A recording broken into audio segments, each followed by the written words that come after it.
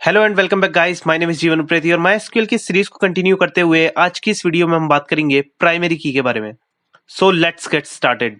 So guys, SQL के अंदर primary की एक बहुत इंपॉर्टेंट कंसेप्ट है। इस वीडियो को आप एंड तक जरूर से देखें, आपको प्राइमरी की एकदम क्लियर अंडरस्टैंडिंग हो जाएगी।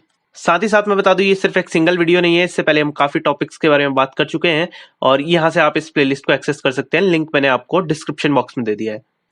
सो वापस आते हैं अपने टॉपिक पे। प्राइमरी की हम बात कर रहे थे, तो पिछली कुछ एक दो वीडियोस के अंदर मैंने कंस्ट्रेंट्स के बारे में बात की हुई है। प्राइमरी की भी एक कंस्ट्रेंट है। सो हमने 6 कंस्ट्रेंट के बारे में बात की थी कि नॉट नल हमारा, यूनिक है, चेक है, डिफॉल्ट है, प्राइमरी की है और फॉरेन की है। तो 4 के बारे में हम ऑलरेडी बात कर चुके थे। प्राइमरी की के बारे में भी बात करेंगे, फॉरेन की के बारे में अगली वीडियो में बात करेंगे। सो प्राइमरी की के बारे में बात करने से पहले समझते हैं प्राइमरी की है क्या। सो प्राइमरी की कंस्ट्रेंट एक की कंस्ट्रेंट है। कंस्ट्रेंट के बारे में मैंने आपको बताया हुआ है। कई कंस्ट्रेंट्स यूज होते हैं कुछ रूल्स स्पेसिफाई करने के लिए कि इस प्रकार का डेटा इस टेबल के अंदर जाएगा। सो ये एक की कंस्ट्रेंट है। प्राइमरी की बेसिकली यूनिकली आइडेंटिफाई करता है हर एक रो को एक टेबल के अंदर। प्राइमरी की में हमेशा यूनिक वैल्यूज होंगी और यहां पर कोई भी नल वैल्यू नहीं हो सकती। And a table can have only one primary की।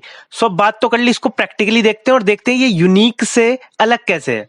सो यहाँ पर खोल लिया है मैंने अपना MySQL और अब हम इसे प्रैक्टिकली देखते हैं। सो यहाँ पर प्राइमरी की के कंसेप्ट को समझाने के लिए मैं एक नई टेबल क्रिएट करूंगा। सो हमेशा की तरह हम जैसा कि स्कूल डेटाबेस को यूज कर रहे थे, तो मैं स्कूल डेटाबेस को यूज कर लूंगा। साथ ही साथ इसके अंदर अगर हम देखें शो टेबल्स करके, तो मेरे पास यहाँ पे कई सारी टेबल्स हैं, इनको अभी तक हमने यूज किया है। फिलहाल मैं क्या करूंगा, इस कंसेप्ट को समझाने के लिए एक नई टेबल क्रिएट करूंगा और टेबल का नाम मैं रख लूंगा स्टूडेंट डिटेल्स। सो मैं यहाँ पे लिखूंगा क्रिएट टेबल स्टूडेंट डिटेल्स और मैं यहाँ पे कॉलम्स दूंगा, लेट्स से रोल नंबर, और रोल नंबर मैं इंट दे देता हूँ और मैं दूंगा नेम।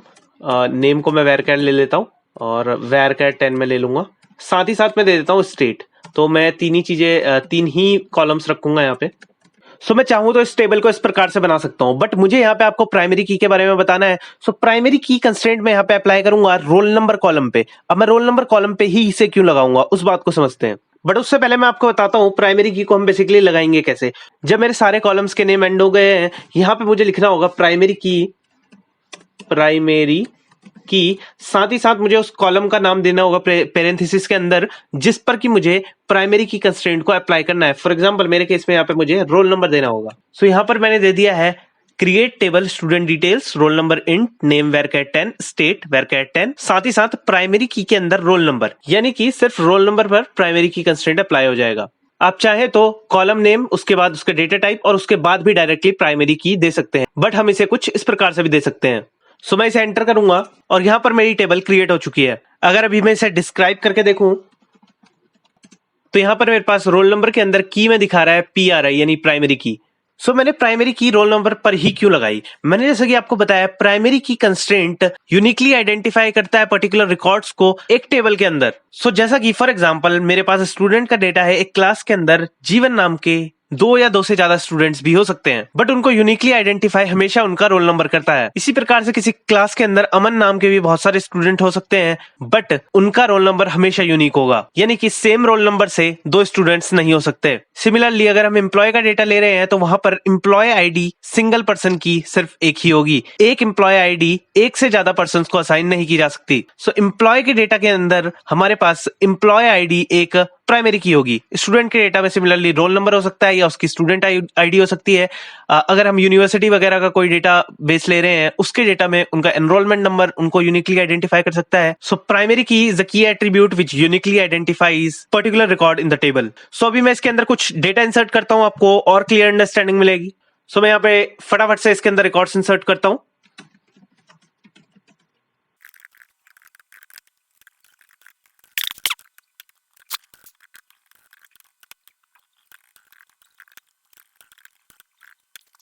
सो मैंने इसके अंदर 5 रिकॉर्ड्स इंसर्ट कर लिए हैं। यहाँ पे मैंने ले लिया है रोल नंबर 1 अमन दिल्ली, 2 चेतन हरियाणा, 3 दीपक पंजाब, 4 जीवन दिल्ली, 5 रोहित हरियाणा। सो अगर अभी मैं करके देखूं इसके अंदर का data, select star from student details. So मेरे पास यहाँ पे ये डेटा आ गया है। सो यहाँ पर हमारा इस टेबल के अंदर रोल नंबर हमारा जो है वो प्राइमरी की है और नेम और स्टेट हमारे 2 कॉलम्स हैं, जिन पर की कोई भी कंस्ट्रेंट्स अप्लाई नहीं किया गया है। अब यहाँ पर मेरे पास अगर अमन नाम के 2 स्टूडेंट्स भी होते हैं तो होगा क्या, उसको हम यूनिकली आइडेंटिफाई कर पाएंगे उसके रोल नंबर से। अगर अभी मैं यहाँ पे लिखूं select state from student details और मुझे सिंपली वेयर कंडीशन के अंदर रोल नंबर को स्पेसिफाई करके उसका रोल नंबर दे देना है। फॉर एग्जांपल मैं रोल नंबर 1 देता हूं तो वो सिर्फ मुझे दिल्ली दिखाएगा। इसी प्रकार से हम वेयर कंडीशन के अंदर रोल नंबर के अंदर कोई भी पर्टिकुलर रोल नंबर देके उसके डेटा को रिट्रीव कर सकते हैं। सो यहाँ पे अमन नाम के 10 स्टूडेंट हो सकते थे, चेतन नाम के 10 स्टूडेंट हो सकते थे, दीपक नाम के 4 या 5 स्टूडेंट हो सकते थे, जीवन नाम के भी बहुत सारे स्टूडेंट हो सकते थे, बट रोल नंबर हर एक स्टूडेंट का यूनिक होगा। So that is our primary key. अब इसको समझ लेते हैं कि प्राइमरी की यूनिक से कैसे डिफरेंट है, क्योंकि हम यूनिक के बारे में भी ऑलरेडी बात कर चुके हैं अपनी पिछली वीडियो के अंदर। सो ये यूनिक से डिफरेंट कैसे है, क्योंकि भाई यूनिक के अंदर भी तो वो यूनिक वैल्यूज ही ले रहा था, प्राइमरी की में भी यूनिक वैल्यूज ले रहा है,